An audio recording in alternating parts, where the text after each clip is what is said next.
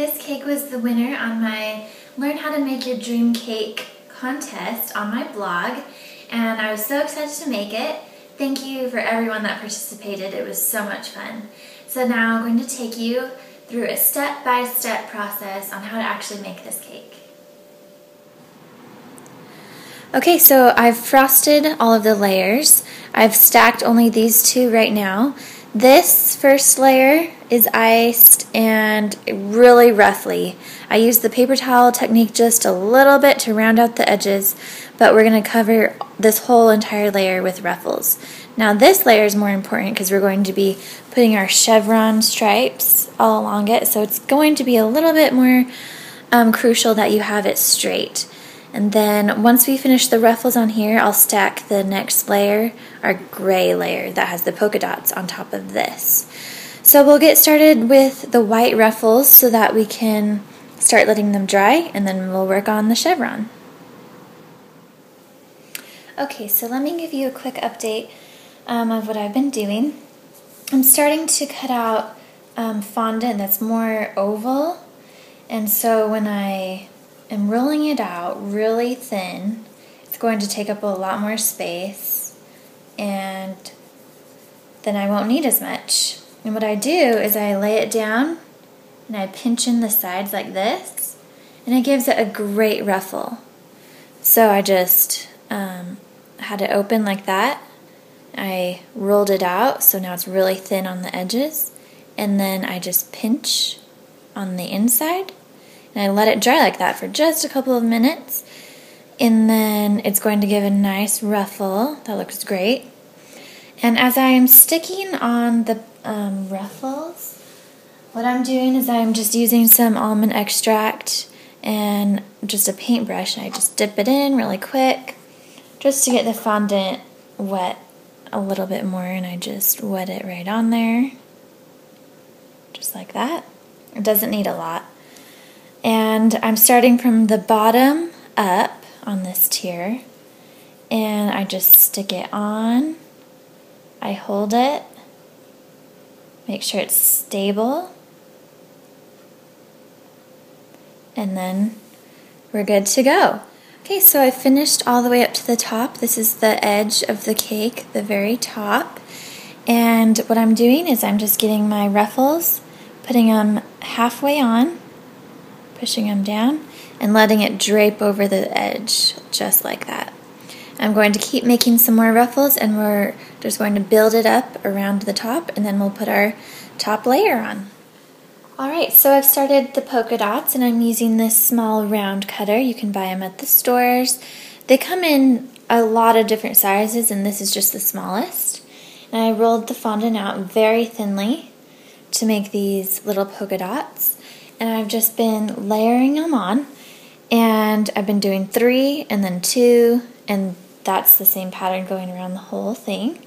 And it's kind of hard because you have to line it up this way, you have to line them up this way, and diagonally.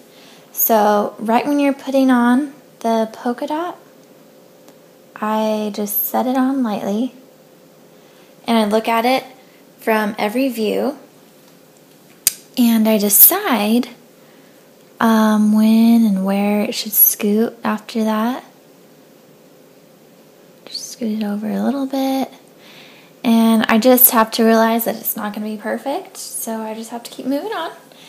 But I'll finish this, and then we'll start with our chevron stripes. Okay, so what I have here is I just Googled chevron pattern, and this is what I came up with, and I just printed it out. I cut out one of the lines from that paper, and that is going to be my template for this whole chevron pattern. And I'm just using my tool, and I'm tracing along the lines to get a sharp, clean edge all the way across. I'm going to do this for all 3 colors, and they will be exactly the same size, and it will be perfect to put them together. Okay. I finished the chevron stripes, and I think they look great. And same with this. I mean, it does not need to be perfect. It's just the same exact pattern all the way through. So that's pretty easy. It is time consuming, and an extra hand would help as you're putting them up onto the cake, making sure they stick and making sure they don't rip. So I would suggest that. And also, this second layer is so time consuming. I probably spent 2 hours on it. So if you're going to do this cake, I suggest having someone there with you, just an assistant, to help move things along a little faster. Alright, so on top of the cake there's this huge flower, and it looks great. I love it, but we just have to try and recreate it. So the petals look like they're overflowing. So what I'm going to do is, I made this little round circle, and this fondant is the same color as the buttercream yellow that is actually on the cake. So I just rolled it up and I made a little circle. Then I'm getting my largest flower cutter, and I just would cut it and then cut out each of the individual flower petals like that,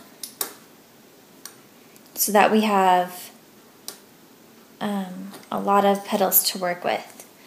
And then I'm taking the petals and I'm just draping them over the side like that, and close together is great.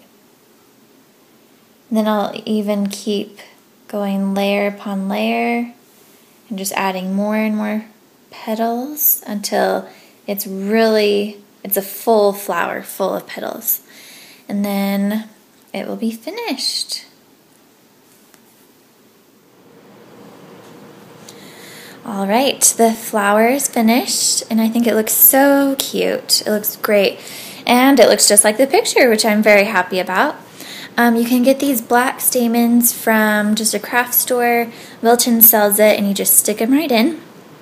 And I did choose kind of a brighter yellow than the picture shows, and I think it just gives it more of a cute, playful look to it. So you can do whatever colors you want. You don't even have to do yellow and gray, but I think this looks great.